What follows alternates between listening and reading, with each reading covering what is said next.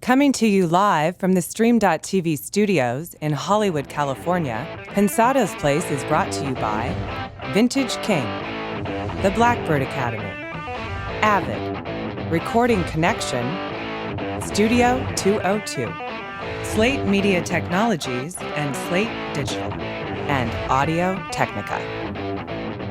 We get to introduce you to an incredible indie artist and her producer. We've got this week's winner of our microphone campaign, a brand new ITL. Let's get it going. You're at the place. It's Pensado's Place.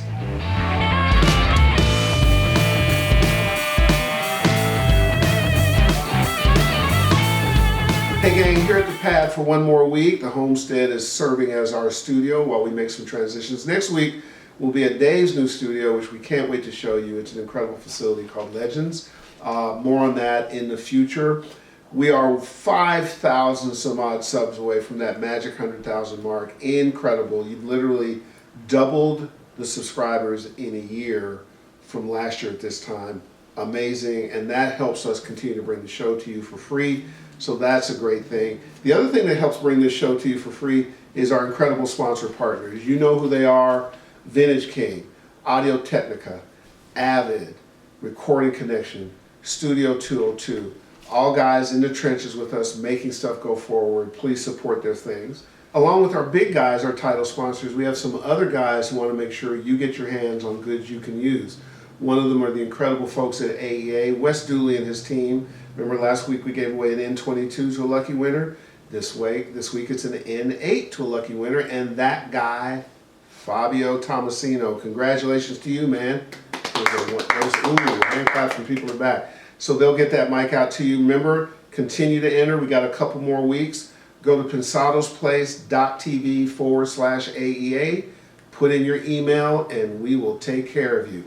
Another thing coming next week, we love Isotope. Kim Pfluger and that team back there, they take care of business. You know their software is really good. They're rolling out the Ozone 6. It's incredible. Dave did a big drill down with them this week about it. We're going to talk about it, show you an ITL in a couple weeks. But in the interim, we're going to start a campaign where you can win. Stay tuned for those details starting next week. So, AEA, get your emails in, pensadosplace.tv/AEA. Next week, we'll introduce the Ozone 6 campaign. A couple things I did this week that were pretty cool. Shout outs to Kyle Bowser, Roger Cooper, and the students from Ohio University who participated in something called a Semester in LA. They bring out a group of about 20 folks. They put them in different entertainment companies around LA, all kinds of different things. And they have guest speakers each week. I got a chance to go in and speak to them. Really incredible program. Tip of the cap to Kyle, Roger, and the incredible students I made. Also to my nephew, Dylan Fleming, and to Bob Wright at Hampton University. Spoke to a very cool class of audio folks there as well by Skype. Had a great time chatting with them. Tip of the cap to you guys as well. All good there. Humbled by the incredible comments that we've been getting on the book. Dave and I thank you so much. The fun part for us is that people are taking so much out from it, whether they think it's funny or inspirational or tips or techniques, and that it's an easy read, that you can sit down and have fun with this and not get bogged down. So thank you so much. Remember, you can get it at Amazon.com, Barnes & Noble, all kinds of places. If you're international, you don't have to pay those crazy shipping fees from America. Again, you can get it online or for someplace regional. Thank you so much. Christmas present, if you so choose. We've got an ITL for you, a brand new one. This is everything you need to know about the stereo bus. Hey guys, you guys have been responding so good to Bob's episode and some of his Into the Layers. I decided to try another one. I heard Bob mix this song by Lupe Fiasco called Next to It. And I asked him what he used on the stereo bus, so he's going to show us today. Hey guys, I'm going to show you guys a 2-bus setup that I used on a recent mix for Lupe Fiasco. The song's called Next to It, featuring Ty Dolla $igns. And I'm just going to go down the list of plugins. I have about 6 plugins on this master fader. Talk to you about why I did what I did. All right, so the first thing we started with is the Bax EQ by Dangerous. It's a UAD plugin, and looks like I did a filter around 30 hertz, no low end adjustment, no high end adjustment, and then I did a low pass, just cutting off a little bit of that super high air. I didn't want this mix to be too high endy or sparkly. After that, went right into the Slate VTM tape machine. I like the tape machine plugins. They add a little character. Do they sound like tape? I don't know. But this one in particular, if you pull the these two switches down, you have tape type and machine type. It adds a real nice thickness to it. I'll show you what I'm talking about. Just going to play the instrumental so you guys can hear it. You should hear right when I pull these down, the whole mix get a little bit thicker.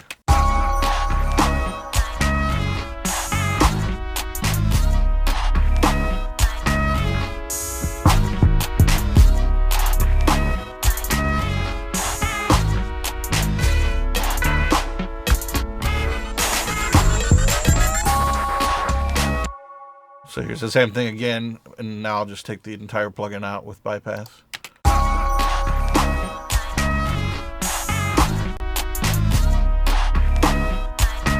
So it adds a cool coloration.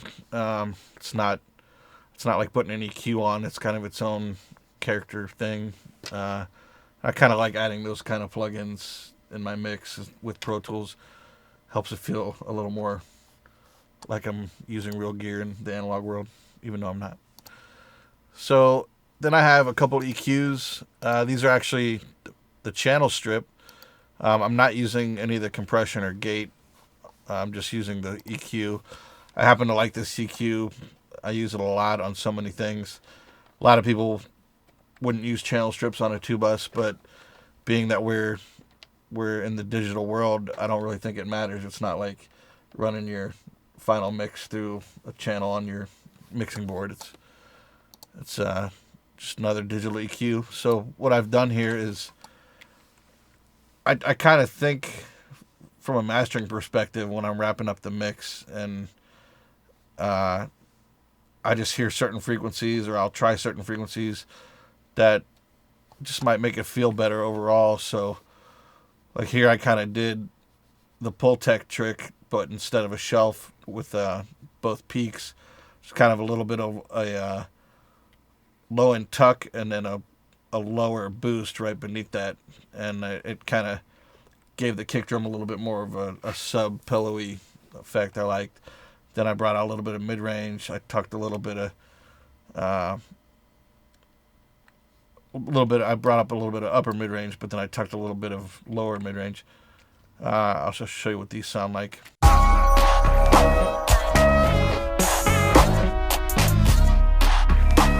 So I pulled that out, this little higher mid range presence.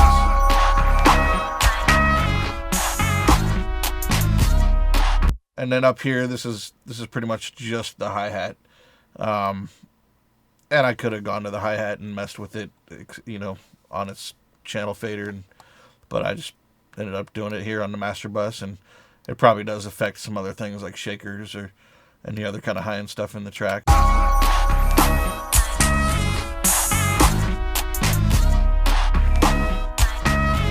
Here's that low end.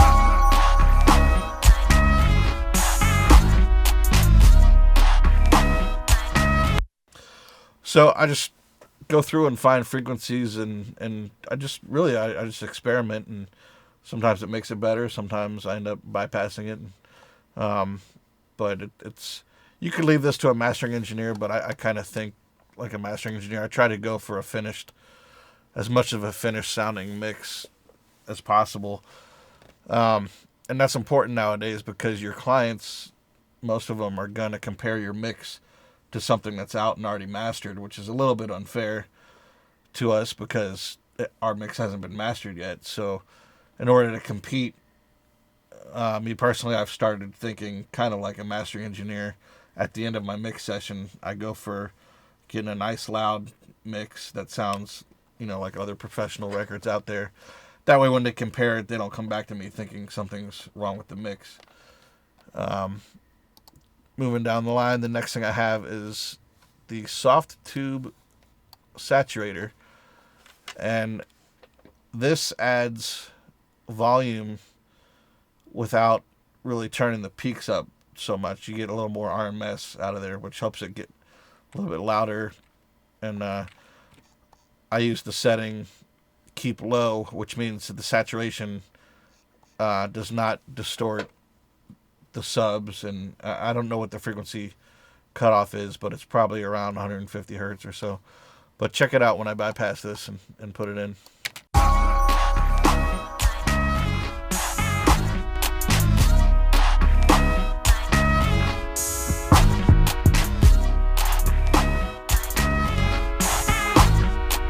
And obviously you can go way too far to where it starts to get crunchy.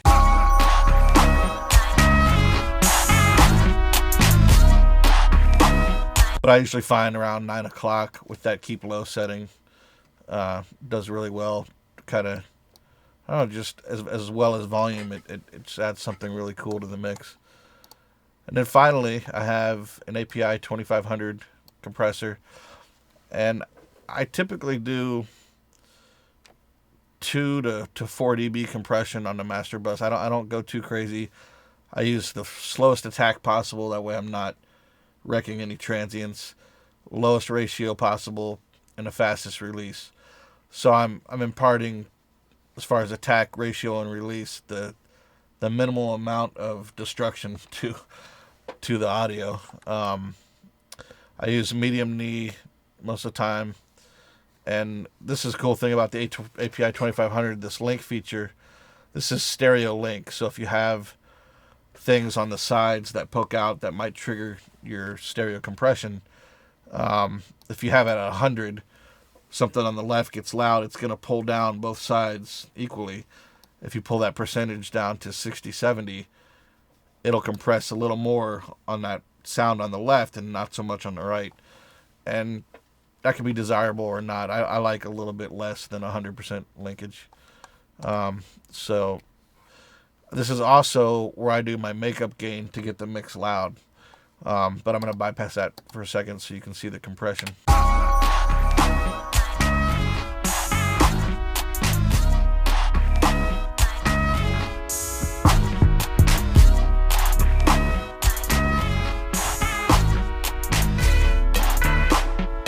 So you can see it moves the most with the kick drum, about half as much with the snare, and the rest of the time it's barely moving.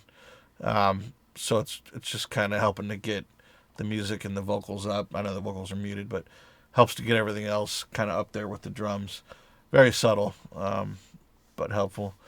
So the last thing I do is go for my gain makeup to get the mix as loud as I can. And the way I do it is I just turn this final output up. I don't use L1s or 2s or any of the brick wall limiters. I think they hurt your transients too much. What I like to do is actually clip the 2-bus, which might sound insane, but clipping is the most natural form of limiting. So as long as your mix isn't getting crunchy and distorted, it's fine. And even mastering engineers, a lot of them will agree with you. So let me show you. Let's start out with it at 0.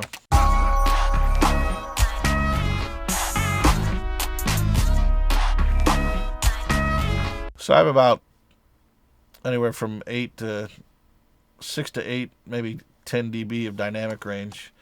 And let's see if we can get a little less there.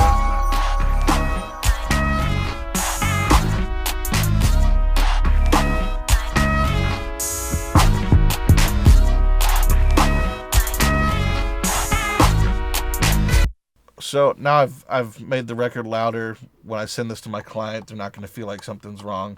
It's going to sound good next to anything else. There's no crunchiness. The first area you'll hear crunchiness is, especially in urban music, would be your kick drums. They have the most energy. So just kind of listen. You can even mute the music and just listen for the low end to start to distort in the drums.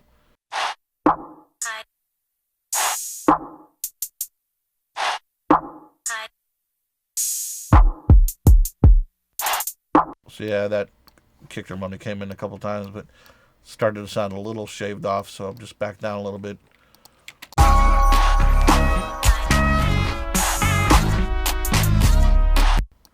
And then, of course, that's to send to my clients so they're happy that the mix sounds loud, sounds competitive. When I send it off to mastering, I actually go the opposite direction.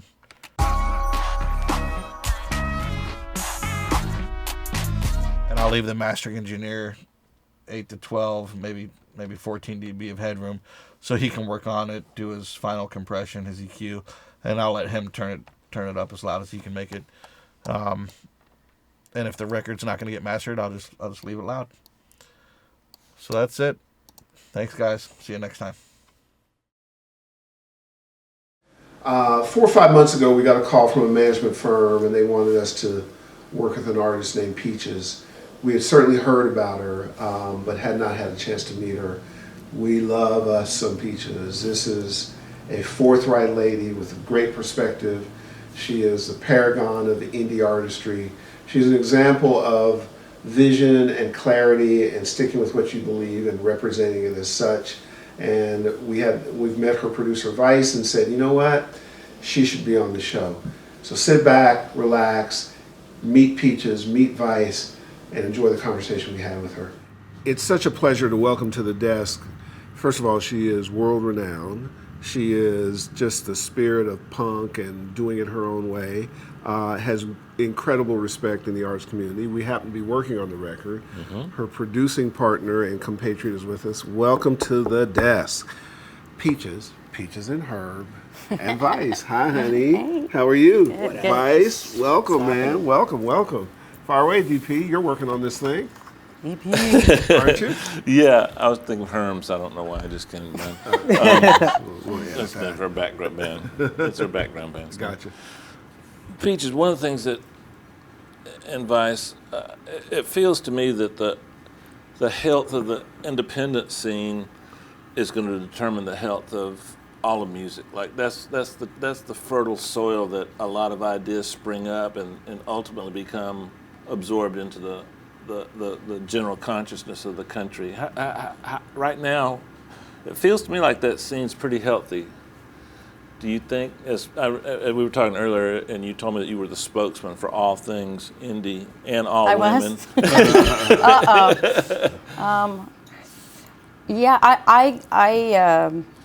I fear that things get homogenized too fast. I fear that once one indie element slips through the cracks of mainstream, then that one thing everybody latches onto and it gets homogenized. So the mere fact that it has to keep in its own realm, mm-hmm. which could be problematic. Mm-hmm.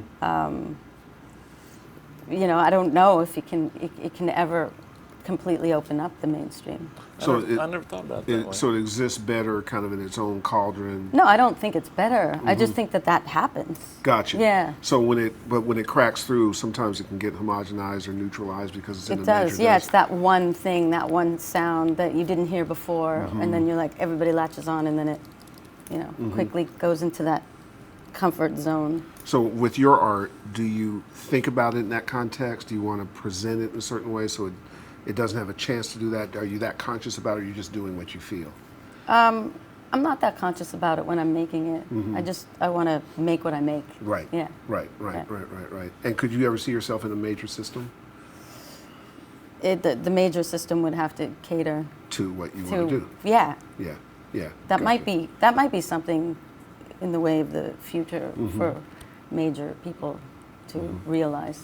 To have an environment where people come and keep their identity and try to maintain what makes them special and support that, as opposed to changing it, watering it down. Yeah. You agree, Vice? Yeah, I mean, I think there's definitely been especially in the past few years, post-internet craziness, where, as an example, a band like Future Islands playing on Letterman, and that's what breaks their career. Sure. A few years ago, I don't think a band like Future Islands would have even been booked on Letterman mm-hmm. or even noticed by anybody in that context. Mm-hmm. And it goes to show how things are rapidly evolving, adapting and like changing. And so I think I don't know. It's just you just have to keep up with like what's happening, and especially with us making music, it's always been like through the whole record, just what do we like, and that's what's priority over trying to do something that sounds like David trendy Guetta. yeah. Right. And I find that it's interesting you brought up Letterman, because I find that the visual element, sometimes more things can happen there that allow you to stay true, whether you're posting your own videos or on YouTube, or television now looks for things that, not necessarily what are on the network shows at prime time, but we recently had a reach out from Carson Daly, and he was talking about, well, not him specifically, but his music producer was talking about they're looking for those things that are different and those things that have edge and have not been sort of prostituted and so on. So it was just refreshing to hear that where they were going was not mainstream because their audience liked a place to access this stuff. So to me, that's hopeful. Yeah, yeah. It's just especially with Paper Rad, where it's like MIA got like involved with them, and then that added to Rihanna, and then before you know it, it's like everybody's neon. That's sort of what I was talking about. Precisely. Yeah. But Carson Daly is the only, is it a network show? Mm-hmm. It's the only one that has ever had me on the show. Yeah. Yeah. And I have discovered acts there that I think the first time that I sort of got turned on to Ed Sheeran, and at the time it was him doing his looping thing, so I thought he was just sort of this cool British guy who rapped. Like I didn't know all the other stuff, but it was through Carson Daly. It was real early, and I'm not surprised they went after you. And actually, we had a guest on last week that was a big Peaches fan, Sidebrain. Yuta, you know, I guess he has worked with you or something before, but he was just a Peaches. So what I love about you is that the people who encounter you, they're like Peaches. You know, you stand for things that I think people want. Peaches, somebody to stand for. It's good. Does it ever make you scared, or do you not consider it, like, say, when a TV show like South Park uses one of your songs, or Mean Girls, or Jackass, Or 30 Rock? 30 Rock, or True Blood, and then you guessed it on Pink's record, Try This, Bionic, Christina. Should you be doing that? Yeah. Yeah. You know what? I always give this example because I was in Hustler magazine, and I was like, really? They were asking me questions like, you know, what would be the best position, sex, or stuff like that. And so I was like trying to do reverse machismo, and I said, like, I would like a small person, 3 feet tall, so that I can drink a beer while they're servicing me. You know, one of Put those. on his head. And they made a cartoon drawing of that You're kidding. in Hustler. You know, so in a way I got to like twist things. Sure. And also, what was interesting is that I was put on in between all the glossy photos and then the amateur. They didn't know where to put me, so they put me in the middle. I wasn't posing; it was just a picture of me, like a sweaty stage photo of me. Sure. My point being, and how it relates to what you were saying, is that it looks like it was someone's art project, like someone slipped me into this magazine, or someone like re-edited South Park and put my music in there. In the South Park situation, it makes more sense, but you know, I love it. I bring it on. Sure. Yeah. Whenever they have a sort of like weird gender situation in a TV show, the Boys Want to Be Here gets used a lot. Is that right? Huh.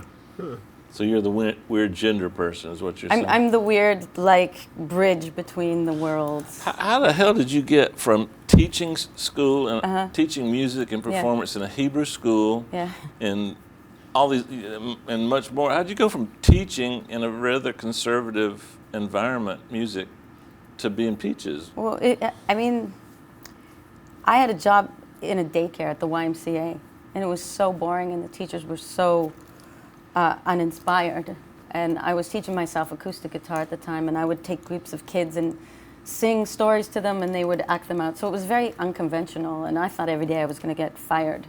And I didn't care, because it was just like, I want to learn guitar, and I want to relate to the kids more than the staff. And I learned a lot about performance, because if kids don't like what you're doing, they'll pull your hair, they'll like, you know, jump on you. So it was a way of like, having control over the kids, but finding a way to relate to them. And I don't think that's far off from what I do with Peaches, and I'm not saying in terms of subject matter, but in terms of relating to your audience. Absolutely. Vice, we're working on the record that you and Peaches have put together, so you know her pretty well over the last 10 years, last 5 or 6 years. What is it about her that we all like? What is the essence of who she is? Because you see it from a different perspective. She's a pretty good musician, right? Yeah, I mean, the one thing I think that really, when I met her I was in high school still. Yeah, 14 that years In the ago. South, yeah. really? Yeah. And we found out about her through a bunch of like noise musicians who were really into her. Explain noise to musician to the audience. Noise musicians basically just like, there's this woman, Zeke Shack, there was like these people just kept coming through town and everybody was playing with her or hearing her on tour.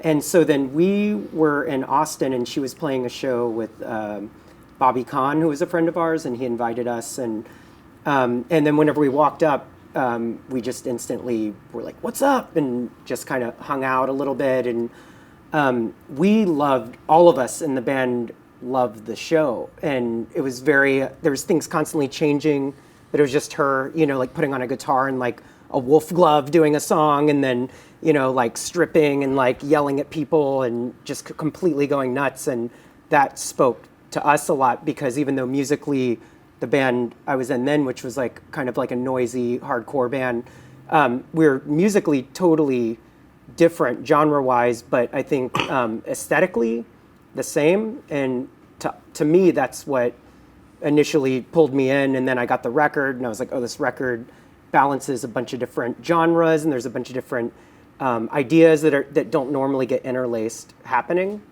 And that's what I thought was great about it. I don't really know, like, as far as the masses, because when people find out that we're working on a record together, everybody has a different story and a different thing. People latch on to like minimalism, or people latch on to like the politics of it, or people latch on to a performance aspect, or they latch onto her voice. It's all different. I just think she's been good at incorporating all these things that are natural to her. The minimalism thing, when I pulled up your tracks, I asked Cole, where's the rest of it? and by the way, you have the right to ask for a partial refund. Herb will work that out with you. And then it was the most, another thing that caught my attention was how incredibly well things were recorded. There was passion in the tracks, and every track that you guys gave me carried so much weight. Like we're working on a song called Sick in the Head, and the bass and the kick carry more weight than anything I've mixed ever in my life, right, guys? It's like, you did a good job with that one. Thank you. If that bass didn't sound... You're not required to say that. No. Okay. We were worried. So excited. Yeah, it was like about song. Yeah. And he got it right? Totally nailed it. Good job, man. Yeah. If that bass didn't carry the weight of the song on its shoulders, there'd be no song. Because her music and his production style, they rely on a lot of visual elements that make their way into the audio. So that bass had to give you the feeling of the end of the world, doomsday kind of feeling. It was like oppressive weight. And then the kick drum that they gave me, Kanye, Jay-Z, any of the guys have been proud to have that on their record. And then her vocals are spectacular. You're a good singer. And I'm not gonna lie, I can't say I was shocked, but I was, because I'm familiar with their stuff, I'm a fan. But I was surprised at the detail and the musicianship and the quality of what they're trying to do. And that doesn't mean he doesn't fuck something up for the right reasons, Sure, you know. Right. But yeah, that minimalism thing,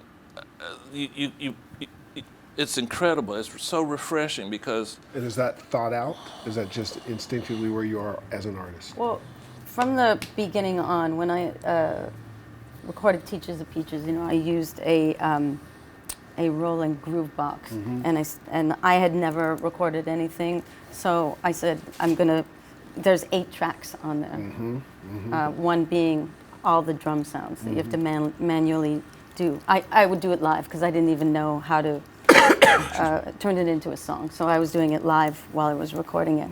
And so it was very important that every sound was important. And Yeah. every sound, you know, if it didn't catch me immediately, I wouldn't use it. Yeah, had to have purpose. Yeah. So, and I think that that gave everybody who would collaborate with me or work with me, they knew that.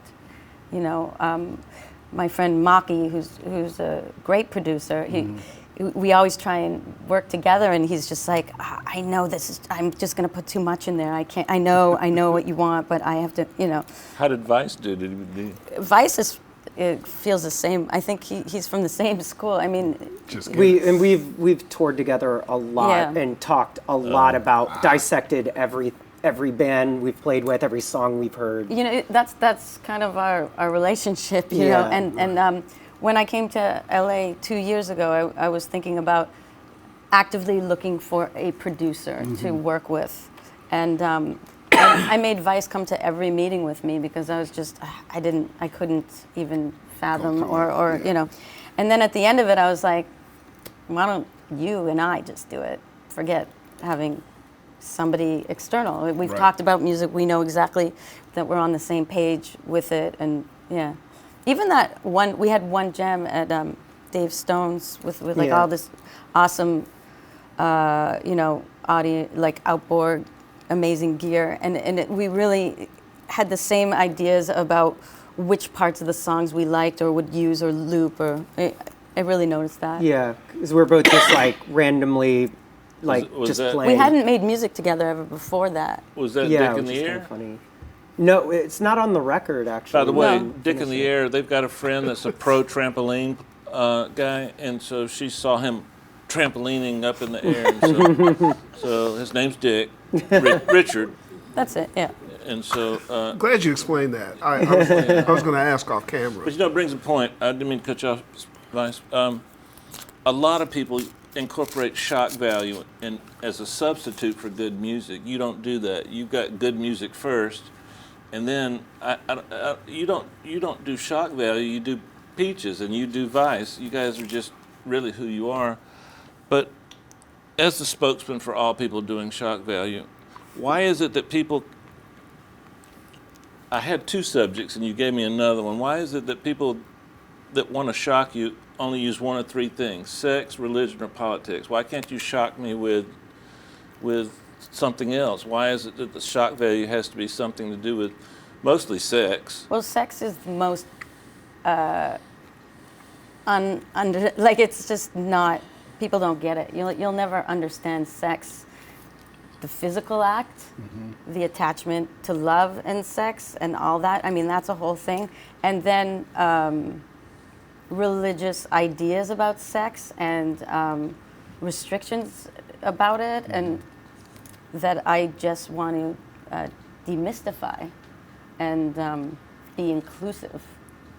And I don't mean like let's all have an orgy. I mean, why is the section in CVS called Planned Parenthood? How does that relate to like a gay couple wanting to find a condom to have sex? I just don't understand why we have to put these words on it, or you know, stuff like Vice, that. help me with this. I like a world that has peaches in it, but I don't want a world of nothing but peaches. I wouldn't want to live in that world. You don't want millions of peaches? No, Peaches no, for no, free? no. But I like this one, and I want this one to be in my world. So if you get too successful at spreading your philosophy, I don't want to live in that world. But I'm so happy you're in this Well, one. what are you afraid of in that world? Like 300 billion trillion peaches is in the world. But it's just that, but I'm not asking people to be like me. I'm Who's just going saying. to pick up the garbage? Who's going to I'll pick up protect the me garbage. from the people that want to steal the things in my studio? Who's going to? A little taboo is good for sex. A little taboo is good for the world. A world where you can do whatever you want anytime you want. It's not. It's not that. It's not a. That's called Sweden, the highest suicide Yeah. rate in the world. But it's also about. Not really highest suicide. I made Okay, that of up. course I'm gonna have to drop the F word. It's course. also Yeah, about that's- feminism, like and equal pay and equal rights, and you know, a lot of the songs that I grew up with, say things like squeeze my lemon till the juice runs down my leg. So if I say, diddle my skittle, then all of a sudden it's weird. But, kids are, people are singing that for years that way. So it's just a matter of like evening it up. So I think my skittle is reacting. I think too there's stuff that does exist that's outside of those genres or those groups that shock people, such as Taylor Swift putting out the 6-second white noise track that went #1. There was an accident, but it shocked people. But I think that's true. the point. I think the point is artistry should do all kinds of things and not be limited. And it should find its own nexus and just move. And if you have this rich field, I think that the uniqueness of your interpretation is exactly where I want you to be, because it's going to be something that I didn't know about or didn't look at a certain way. And I don't need to keep looking at the same thing over and over the same way. Like I want some new stuff to look at and sort of think about. And I think there's not enough of that in musical artistry today. And then when it comes through, that person sort of gets a genius tag, when in fact there's a whole group of people over here doing this, just people don't know yet. So what's cool about you, I find, is that you have enough profile to sort of lead, even if you don't want to lead, but to carry the banner where people go, well, Peaches will say that stuff and people pay attention to what you say. I love the way people respond to you as an artist. Like it's the old school way. Like she's independent, got a point of view, she'll put hybrid stuff together, she has a unique perspective, and fuck it, we're rolling that way. And I like the fuck it part of it. Yeah, I'm just like, it's good, and I already like relate to the our discussions political side, in the studio are amazing. I think did you hear what about the dick and this pussy and the word? Like sometimes we're just like, what are we saying? Oh, you got to record them, because those are spoken word records. They're just spoken word moments. There's a great tradition going all the way back to the 50s and 40s. Like Jerry Lee Lewis had Great Balls of Fire. I mean, exactly. The Stones had Brown Sugar. I mean, it's like nothing's changed. It's just you're a little more direct with your usage. Speaking of direct, do you have a direct batter's box? I do. Can I ask one more question? Of course you can. Of course. I'm fascinated, Vice, by your transition and adopting the video world so successfully and thoroughly. Congratulations on your directing. I love Mud with her. Thanks. That video. And when I was pulling up your tracks, I told Cole that these tracks give me visual images when I hear them. Is that why you're so good directing videos and so good putting video images in your tracks, both of you? Because both of you are very visual performers. Are they connected in any way, or? If so, it's not. I don't think about it. Yeah, I started doing videos by accident because I didn't have a budget for the music I was putting out, so I was just doing them myself or with friends. Yeah. And then people, just picked up on it, and then it just rolled and rolled. And so now, like, I don't have an agent or anything. I just work with artists that come to me. If I like the artist and I like the song, I'll say yes. And if I don't, then I won't do it. How would they find you? Go to your website? Yeah. I guess I don't even know. Like Interscope hits me up for stuff, but it's like if I'm not into like the artist or whatever, I just don't do it. Yeah, because I look at myself as a musician that does videos as like just another thing that's involved with it. It's never intentional, but I do think we're both visual and might come from more of a visual background than we both realize, maybe. I think what struck me with the first video we did together, Mud. First of all, that was done in like 84 seconds. Really? One take, 84 seconds. Really? And all the reverse Mud stuff? Yeah. Yeah. So the thing is that Vice had it mapped out musically and he had inserted like beeps and claps to like trigger and cue people to like, okay, throw flour now or throw and everything. And it was so musically mapped out. So definitely, I think. And it was in reverse. Yeah. What was the song that you sent a treatment to the label? You followed the treatment specifically, and then they rejected the video. What song was that? Oh, I don't think I can really talk about that one that much. But in the end, it ended up being what what me and the band liked. Good. Well, Like the at point end of it. that, really, I guess, is Yeah. that you do actually plan these things second by second. I would just go out there and improvise, but you're doing it second by second. I mean, some of it's like there are improvised pieces, like the same way when we're writing or recording, there might be like on Sick in the Head, there's a vocal cut that's like, bah!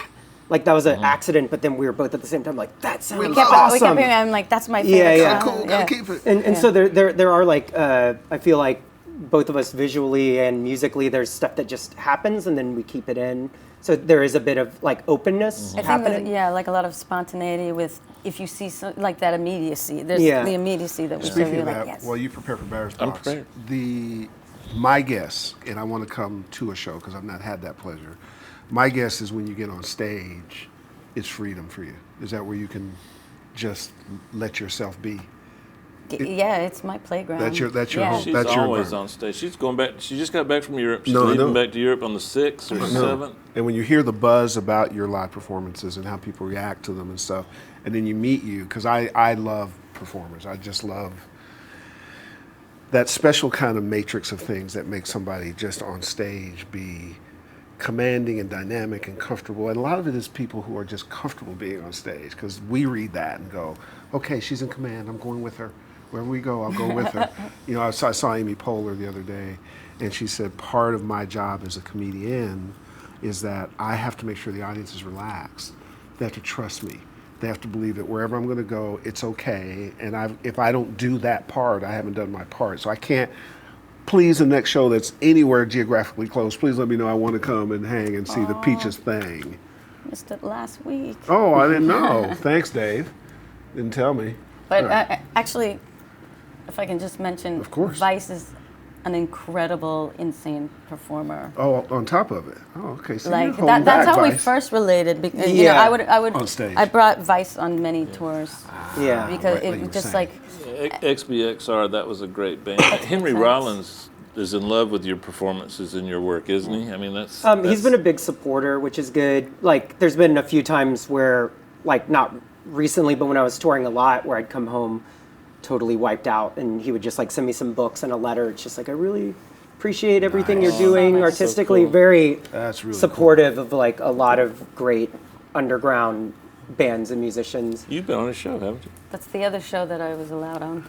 Tee up Batter's Box, sir. The All clock is right. running. You guys ready for this? You ready for Batter's Box? Just hit Batter him back up. with It's 2 against 1. My dad Everybody was a get- pitcher, Love, so there's the noise. The World Series is over, and fire. 2 against 1. I don't know about this, Herb. Bass. essence of the song. There you go. Vocals. He got the vocals one. Probably the most important element. Importance. Cool. Kick drums. I would just say kick drum. That's the answer. Good for you. Singular. Yeah. There you go. Effects. Self-hatred. Great answer. Doubt your maybe voice? is a one word. Great answer. He did the greatest auto tune I've ever heard. 808s. Best sounds ever. It is the best. It's just so- every time you, perfect song. yeah.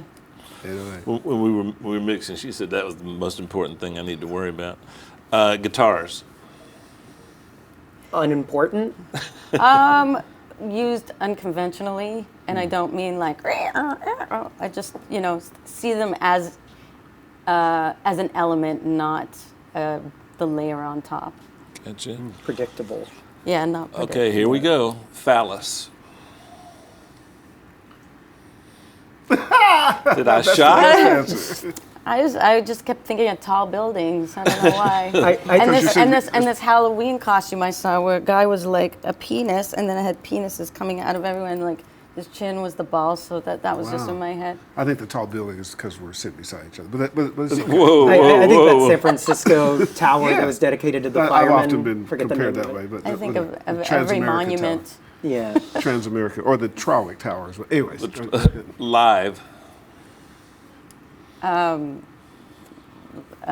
Why did I get this? Isn't that yours now? Throwing Copper is what I think of. Oh, okay. 90s alternative music. Live? Oh, Yeah, you're thinking lightning of the crashes. band. The band live. Lyrics. Powerful. That's all got her. Secondary to the voice, you know. Yeah, it's the delivery. And Yeah. They smoked it. I mean, it's the first indie major league home run over the park that we've had. So it has an all-time play. I'm gonna call Is Indy an insult to you, or is it a badge of honor? Neither. It's just a discourse, which is what it's about for me. It's not about like I'm up here or I'm doing the right thing or you have offended me. It's a discourse. It's Right. always It's it's a exchange of constant. information. Yeah. Let's introduce Csongor Gans. Today he's our indie Hungarian, which he will explain that, Csongor. When you're just Hungarian and you're indie. Ooh, brilliant. Just brilliant. Just brilliant. Just ask the question. How about that? This one's for both of you guys. What tips can you give unexperienced producers on making artists feel comfortable when working together in the studio for the first time? Tips or tits? Yeah. I guess both. Slash Tips. both your tips, not just one person to the other. Flash both your tits. Make sure that there's a collaborative beginning, so that so you don't establish like, no, I'm right, I know. Just make both have to feel comfortable in their roles and not take over. Because it's a relationship, Yeah. isn't it? Well, I think too, like realize that you're providing a service for somebody as opposed to your point of view always being necessarily right. That's like my job, Yeah, really. and also just being aware and maybe talk before you sit down and just start. Makes sense. Now I have a question as we wrap up.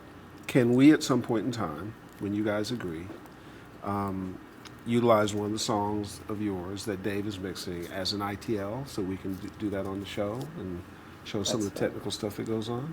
I would be honored.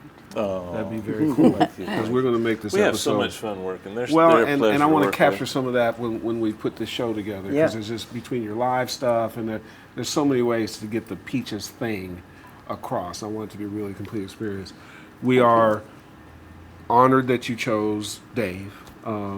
It has been great to get to know the kind of artist that I think inspires non-artist people, and that's rare. Like, oftentimes we have to do cookie cutter stuff, and we have to get fired up about it, and it's kind of phony. And every now and then somebody hits you, you go, "Oh, this is the real deal." I've learned so much working with them.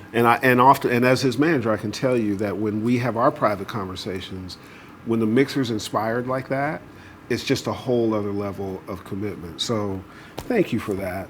Thank you. Thank you for the show. Yeah. It's a wealth of information for people. Oh, Yeah. thanks, It's guys. a very Is good it cool, Joe? service. Good experience. Yeah, I mean the show's helped the out so show, many yeah. people. I know. Yeah, It's been an honor to be here. Thank you. It's an honor The to indie have world you. knows we exist. Oh yeah. Yeah. Well, I love it. That's More, cool. bring Yeah. more, bring more. We want a lot of that Yeah. space.